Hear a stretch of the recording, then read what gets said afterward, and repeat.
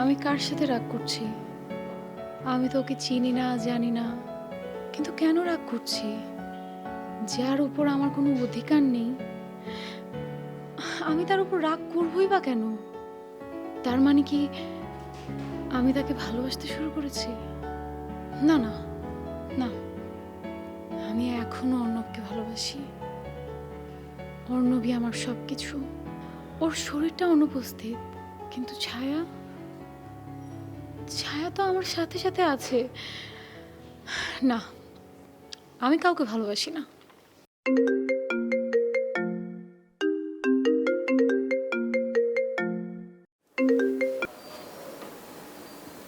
Hello.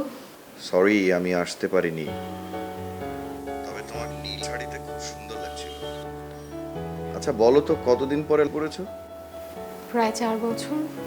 তুমি একটা বিষয়কে আঁকড়ে ধরে নিজের সুখ বিসর্জন দিচ্ছ। তুমি সারাদিন না খেয়ে থাকলে সে আর আসবে না, বলবে না তুমি খেয়েছো কিনা।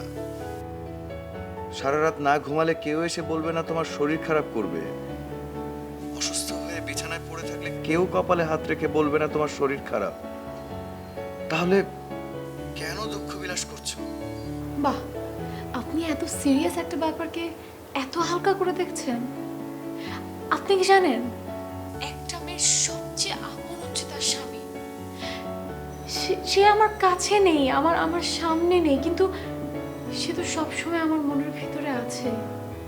তুমি চিন্তায় মননে ওকে লালন করেছো, এই জন্য সে তোমার ভেতর বসবাস করছে। একবার মাথা থেকে সে চিন্তা ঝেড়ে ফেলে দেখবে নিজের মনটা হালকা হয়ে গেছে। দুঃখ নামের নীল পাখিটা খাঁচা থেকে উড়ে পালাবে। আমি পারবো না। তোমাকে পারতেই হবে। একটাই জীবন, খুব বেশি সময় না।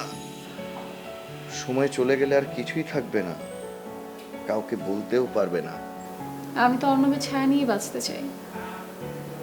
আর প্লিজ, আপনি আমাকে অর্ণবের কাছ থেকে দূরে নেওয়ার চেষ্টা করবেন না। তাহলে আমার ফোন না আসলে তুমি ছটফট করছো কেন?